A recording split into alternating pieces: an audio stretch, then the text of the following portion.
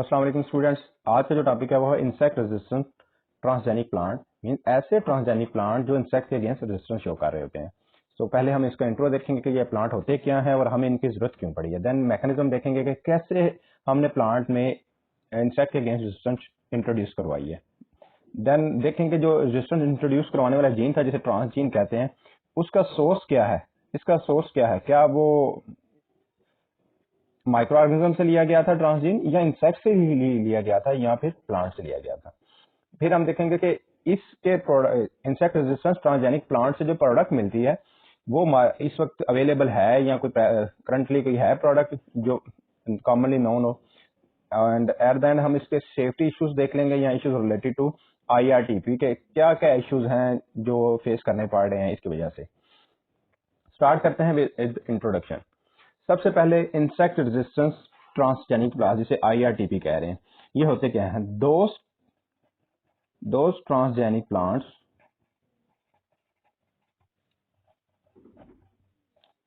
which show resistance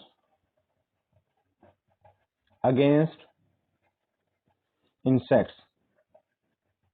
जो insects के against resistance show करते हैं ऐसे ट्रांसजेनिक प्लांट्स को क्या कहते हैं? इंसेक्ट रेजिस्टेंट ट्रांसजेनिक प्लांट्स या IRTP। जैसे कि नाम रिप्रेजेंट कर रहा है इंसेक्ट्स रेजिस्टेंट में इंसेक्ट्स के खिलाफ ट्रांसजेनिक प्लांट, ऐसा प्लांट जिसमें फॉरेन जीन होता है। तो एक फॉरेन जीन इंट्रोड्यूस करवा के हम उस प्लांट को इस काबिल बना देते हैं कि वो इंसेक्ट के अगेंस्ट रेजिस्टेंस शो कर देते हैं। तो हमें इसकी जरूरत क्यों पड़ी है ये हम देखते हैं। अब आते हैं रीजन फॉर IRTP के इंसेक्ट रेजिस्टेंट ट्रांसजेनिक प्लांट्स की हमें जरूरत क्यों पड़ी है। उसकी वजह यह है कि जो इंसेक्ट्स हैं ये बहुत डाइवर्स ग्रुप है एनिमल्स का। तो इसमें क्या है, ये वर्ल्ड फूड का जितने भी वर्ल्ड फूड होती है ना उसका 1/5 पोर्शन डिस्ट्रॉय करते हैं। तो 1/5 पोर्शन हमारा जो है सिर्फ इंसेक्ट की वजह से क्या रहता है, डिस्ट्रॉय हो जाता है या खाने के हमारे काबिल नहीं रहता। तो फिर इसके लिए हम क्या करते हैं कि इसको बचाने के लिए अभी जो प्रिवेंटिव मेजर यूज कर रहे हैं नॉर्मली वो है इंसेक्टिसाइड्स। इंसेक्टिसाइड्स को यूज किया जा रहा है, लेकिन इंसेक्टिसाइड के कुछ नुकसान है। एक रेजिस्टेंस शो कर देते हैं इंसेक्ट्स, रेजिस्टेंस आ जाती है इंसेक्ट्स के अंदर।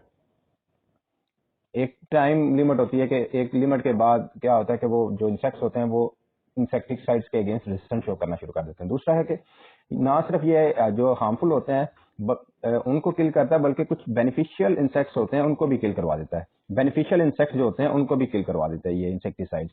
और थर्ड वन, ये इन्वायरमेंटल पोल्यूशन काज कर रहा होता है कि यही इंसेक्टिसाइड्स अगर वाटर के रन ऑफ में क्या हो जाए उससे उसमें ऐड होके अंडरग्राउंड चले जाएं या फिर किसी फ्रेश वाटर बॉडी के में ऐड हो जाएं तो एनवायरमेंटल पोल्यूशन काज करेंगे। और डेफिनेटली अगर वही पानी अगर ह्यूमंस कंज्यूम करेगा तो ह्यूमन हेल्थ डेंजर्स करेंगे, फिर ह्यूमन हेल्थ को अफेक्ट करते हैं फिर ये। सो इस वजह से हम फिर IRTP की तरफ गए हैं कि हम फिर जेनेटिक इंजीनियरिंग को यूज करते हुए ऐसा फॉरेन जीन हम ऐड करवाते हैं प्लांट्स के अंदर जो इंसेक्ट के अगेंस्ट रेजिस्टेंस शो करवाता है। अब देखेंगे कि मैकेनिज्म है कैसे हमने एक प्लांट सेल में फॉरेन जीन इंट्रोड्यूस करवाना है और फिर उसका एक्सप्रेशन करवाना है। तो सबसे पहले इसमें क्या करना है कि हमने इसके 3 स्टेप्स हैं। पहले सबसे पहले होता है जीन आइडेंटिफिकेशन, कि पहले आपने वो जीन आइडेंटिफाई करके रखना है। अगर हमें वो मैंने पीछे बता दिया कि सोर्स माइक्रो ऑर्गेनिज्म हो या इंसेक्ट्स हो या प्लांट्स, तो आपने देखना है कि हमें कौन सा जीन चाहिए उसके लिए। तो पहले जितना भी जीनोम होता है किसी भी ऑर्गेनिज्म का जिससे हमने जीन ऑफ इंटरेस्ट लेना है, जितना भी जीनोम है उसमें हमने आइडेंटिफाई करना है कि हमें ये वाला पोर्शन चाहिए। पहले जीन ऑफ इंटरेस्ट को आइडेंटिफाई करना है, ठीक है। और जब आइडेंटिफाई कर लेना है तो फिर एंडोन्यूक्लियोसिस एंजाइम है जिसे एंडोन्यूक्लियोसिस रिस्ट्रिक्शन एंजाइम भी कहते हैं, ठीक है, रिस्ट्रिक्शन एंजाइम्स। तो फिर इनको यूज करना है और ये वाला जो पोर्शन आ जाएगा इसको थोड़ा ग्रीन से शो कर देते हैं, ठीक है। तो ये वाला काट अप करके अलग करना है, सेपरेट करवा देना, ठीक है। अब ये हमारा जीन ऑफ इंटरेस्ट, ये है जीन ऑफ इंटरेस्ट। अब क्या करना है, हमने जीन ऑफ इंटरेस्ट को इंट्रोड्यूस करवाना है प्लांट सेल में। नॉर्मल जो प्लांट सेल होता है उसकी शेप ये होती है। इसको इंट्रोड्यूस करवाया था डिफरेंट वे से, इलेक्ट्रोपोरेशन भी यूज की जाती है, जीन गन भी यूज की जाती है। तो किसी भी वे से जीन डिलीवरी का जीन डायरेक्टली डिलीवर करवा दिया जाता है या थ्रू वेक्टर्स भी हम डिलीवर करवाते हैं। तो फिर जीन ऑफ इंटरेस्ट अल्टीमेटली यहाँ पर आ जाएगा इसका।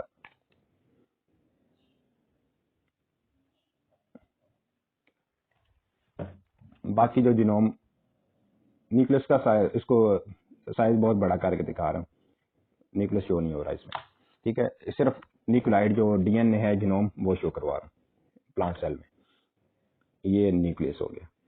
अब क्या है कि इसमें बाकी ये जो इसका प्लांट का अपना है, प्लांट सेल का, अब ये जीन ऑफ इंटरेस्ट ऐड करवा दिया हुआ है जो कि रेजिस्टेंस शो करवाएगा इंसेक्ट के अगेंस्ट। अब क्या होता है कि ये हम फिर इसको लैब में ग्रो करवाते हैं पैट्री प्लेट्स पर, ताकि इनके नंबर क्या हो जाए, ज्यादा हो जाए प्लांट सेल्स का।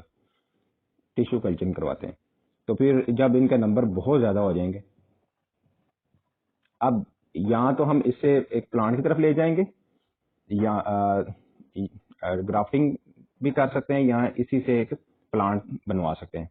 जब प्लांट बनवाएंगे तो मीन उससे क्या हो जाएगा, अभी जीन ने कोई एक्सप्रेशन शो नहीं किया हुआ क्योंकि अभी ये सेल लेवल पर है। तो जैसे ही इसी से प्लांट बनेगा, इसी सेल से, तो वो जो प्लांट है उसके अंदर रेजिस्टेंस वाले जीन होते हैं, जिसकी वजह से जो इंसेक्ट्स वगैरह होते हैं वो कुछ भी इफेक्ट नहीं कर पाते इस प्लांट पर। इंसेक्ट्स कोई इफेक्ट नहीं कर पाते इस पर, नो इफेक्ट। तो इस वजह से इसकी ग्रोथ क्या होती है, बहुत अच्छी हो जाती है। तो ये होता है, ये जर्नल मैकेनिज्म है। तो इसमें क्या था, सबसे पहले जीन आइडेंटिफिकेशन करनी है। ये 3 सोर्स मैंने बता दिए थे, माइक्रो ऑर्गेनिजम्स हैं या इंसेक्ट्स हैं या फिर वो प्लांट्स, इनसे लेते हैं हम, ठीक है। इनसे ट्रांसजीन, पहले ट्रांसजीन को आइडेंटिफाई करना है, फिर उसको हमने डिलीवर करवाना है अपने प्लांट सेल में, फिर उसके बाद प्लांट सेल की ग्रोथ करवा के उसमें एक्सप्रेशन करवाना है। एक्सप्रेशन के बाद देखेंगे कि उन पे कोई इंसेक्ट का इफेक्ट नहीं आ रहा।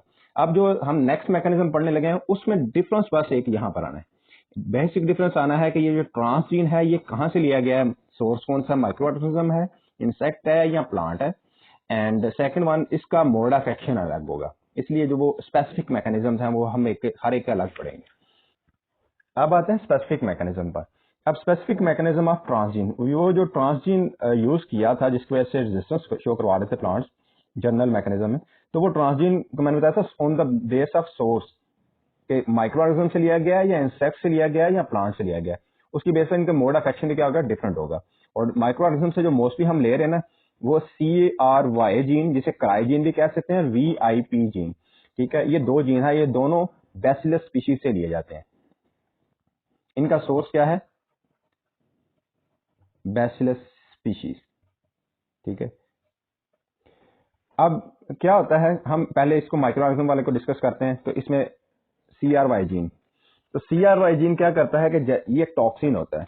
ये जो CRY जीन है ये हम प्लांट में इंट्रोड्यूस करवा देते हैं, तो प्लांट क्या बनाता है, टॉक्सिन क्रिएट करता है।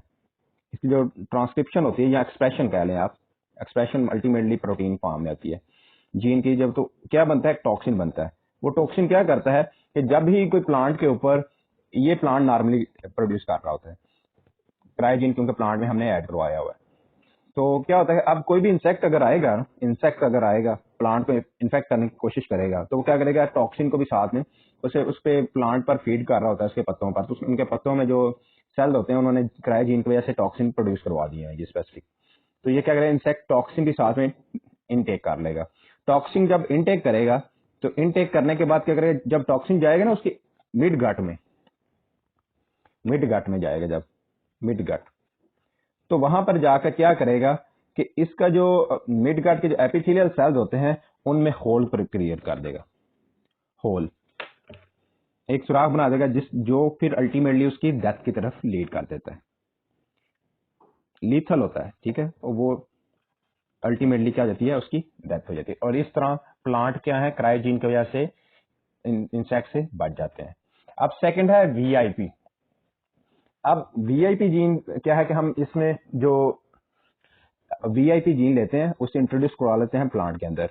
अब क्या होता है कि जब प्लांट के अंदर इंट्रोड्यूस कराएंगे तो एक्सप्रेशन होगा इसका, तो इस पे एक प्रोटीन बनेगी टॉक्सिन, ये भी जस्ट लाइक टॉक्सिन है ये भी, ठीक है।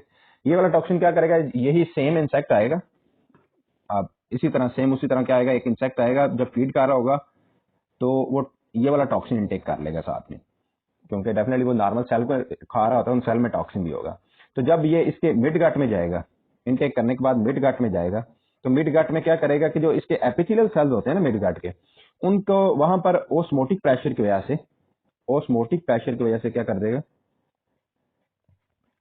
सेल को तोड़ देगा, डिस्ट्रॉय कर देगा या डिस्टर्ब कर देगा, ठीक है। तो उससे क्या हो जाएगा, अल्टीमेटली वही सेम इसी तरह का प्रोसीजर आ जाएगा कि उससे जो उसको इन्फेक्शन हो जाएगा इंसेक्ट को, और इंसेक्ट क्या हो जाएगा, डेथ डेथ हो जाएगी इंसेक्ट की, और इससे इन्फेक्शन से जो प्लांट को बचा देगा। अब आते हैं हम नेक्स्ट सोर्स। अब जो ट्रांसजीन का नेक्स्ट सोर्स क्या है, इंसेक्ट। देखें, मतलब इंसेक्ट्स को किल करना है और इंसेक्ट से ही जीन लिया गया। इंसेक्ट्स के पास एक जीन होता है काइटिनेज, वो इसे अपने ग्रोथ पर्पस के लिए यूज करते हैं। जो नॉर्मल इंसेक्ट्स होते हैं उनके सरफेस जो होती है काइटिन से मिलकर बनी होती है, जो प्रोटेक्टिव लेयर होती है। काइटिनेज क्या करता है कि जब ये जीन इंसर्ट करवाया जाता है, काइटिनेज का जीन, ठीक है, काइटिनेज का जीन होता है, ये इंसर्ट करवाते हैं प्लांट के अंदर। तो प्लांट क्या प्रोड्यूस करवा रहा था नॉर्मली, फिर ये वाला एंजाइम, ठीक है, chitinase enzyme, chitinase enzyme produce करवा रहा है प्लांट, काइटिनेज, ठीक है।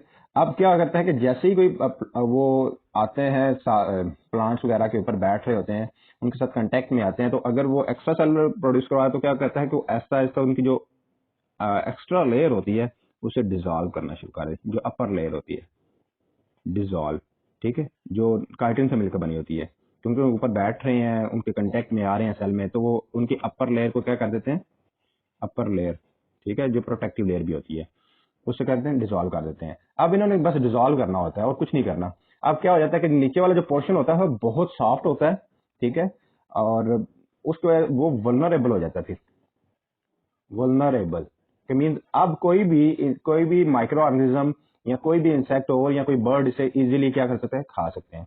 तो अब ये इसकी डेथ के चांस बढ़ जाते हैं। तो इस तरह काइटिनेज एंजाइम का जो जीन है वो प्लांट को बचा रहा होता है इंसेक्ट से।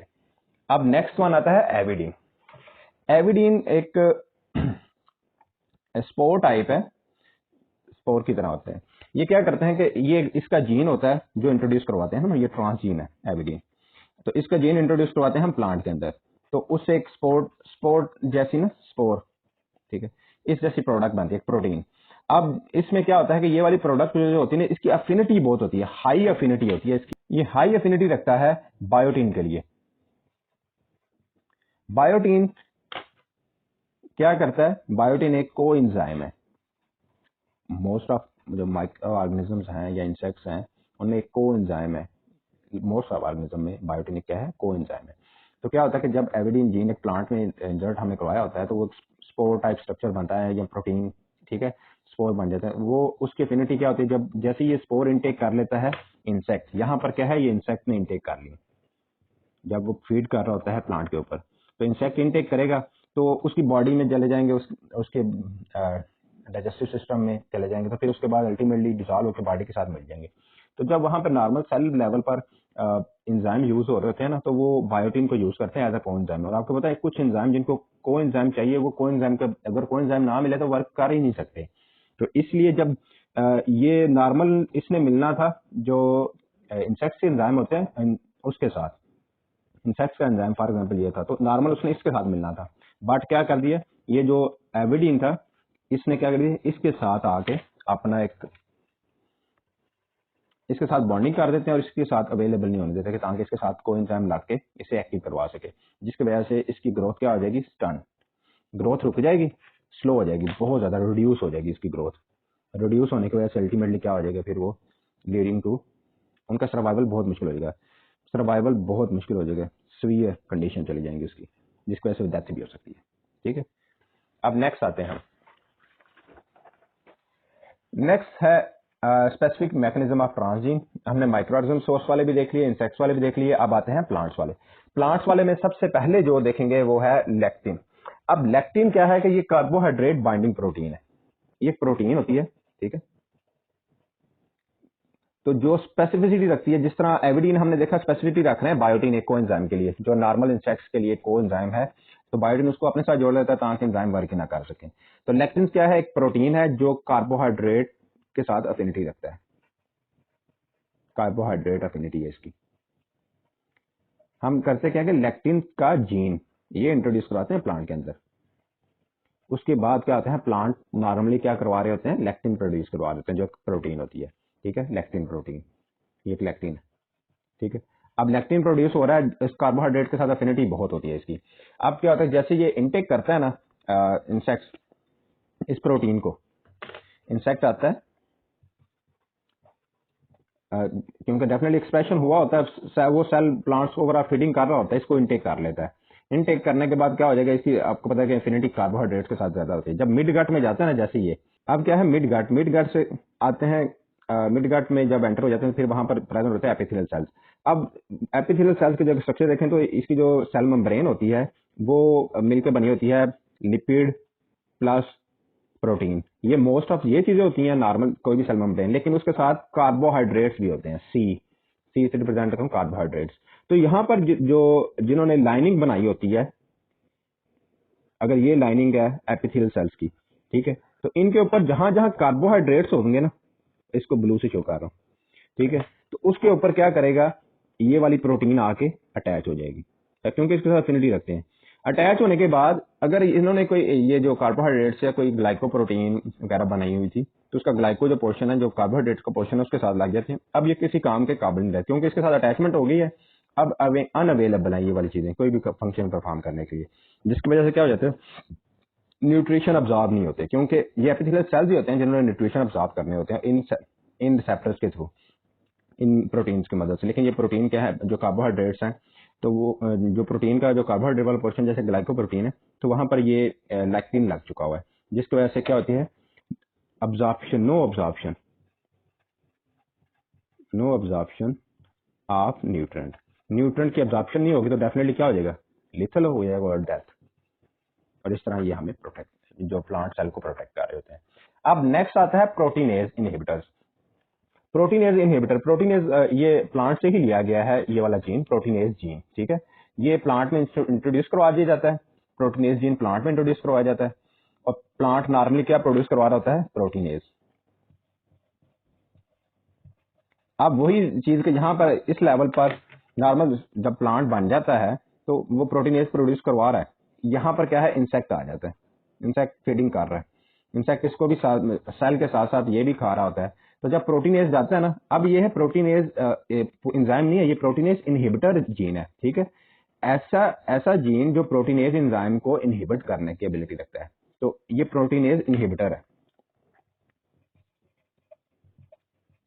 अब इंसेक्ट जब इसे इंटेक करेगा तो इंसेक्ट के मिडगट में डेफिनेटली एंजाइम होते हैं प्रोटीन को डाइजेस्ट करने के लिए, कार्बोहाइड्रेट्स को, लिपिड को, सब के लिए होते हैं। तो अगर जो प्रोटीन भी साथ साथ अगर वो ले रहा होगा ना, तो उसमें साथ उसके क्या है, अगर प्रोटीनेज एंजाइम उसके एक्टिव हो जाएंगे, क्योंकि प्रोटीन जब इंटेक कर रहा होगा तो प्रोटीनेज एंजाइम उसके एक्टिव होंगे। तो ये जो फीडिंग की थी इसमें क्या है, फीडिंग के दौरान प्रोटीनेज इनहिबिटर भी आए हैं, तो वो क्या करेंगे, ये जो एंजाइम है ना, इसको इनहिबिट कर देंगे, इसको क्या कर देंगे, एक्टिव होने नहीं देंगे। नॉर्मल पहले अगर एक्टिव थे तो क्या करेगा, ये प्रोटीन इनहिबिटर जिसे पीआई कह देते हैं, ठीक है, वो आके इसके साथ लग जाएगा प्लस पीआई, और अल्टीमेटली क्या है, इनएक्टिव फॉर्म में चला जाता है।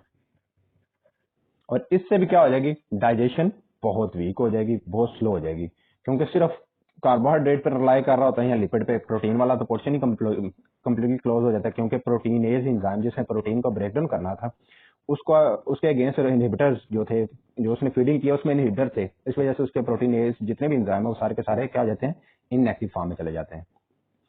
अब नेक्स्ट आता है alpha amylase inhibitors. Alpha amylase inhibitors वो इनहिबिटर, ये भी प्लांट से एक्सट्रैक्ट किए जाते हैं, ये जीन है, ऐसे इनहिबिटर्स का क्या है, ये जीन, ये प्लांट में लगाया जाता है और प्लांट फिर ये वाले इनहिबिटर्स प्रोड्यूस करवाता है, जिसे कहते हैं अमाइलेज इनहिबिटर कह लिया आपने, सिंपल एआई।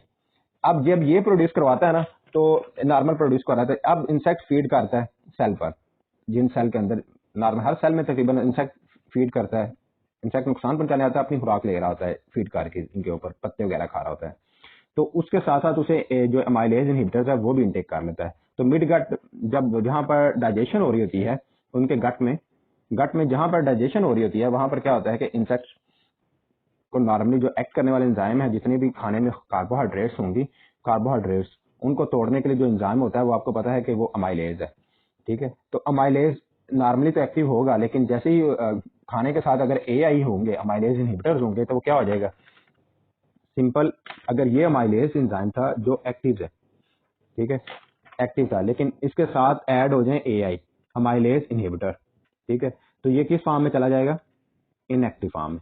इनएक्टिव फॉर्म में चला जाएगा तो इसकी क्या हो जाएगी, जो न्यूट्रिशन लेवल है वो लो होता जाएगा। डेफिनेटली जो जितना ही ज्यादा न्यूट्रिशन खाइए सारी की सारी डाइजेस्ट नहीं हो पाती और उसे इतनी फूड नहीं मिल पाती जिसकी वजह से वो अपनी ग्रोथ नहीं कर पाएगा। सो ये रीजन थी, स्पेसिफिक मैकेनिज्म है ट्रांसजीन्स के।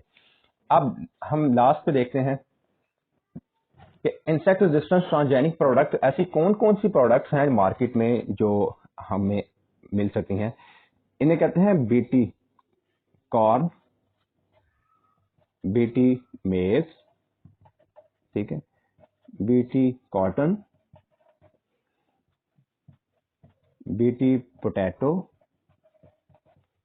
And BT tomato. ये बीटी क्या है, बीटी एक बैक्टीरिया है जिसे कहते हैं बैसिलस thuringiensis,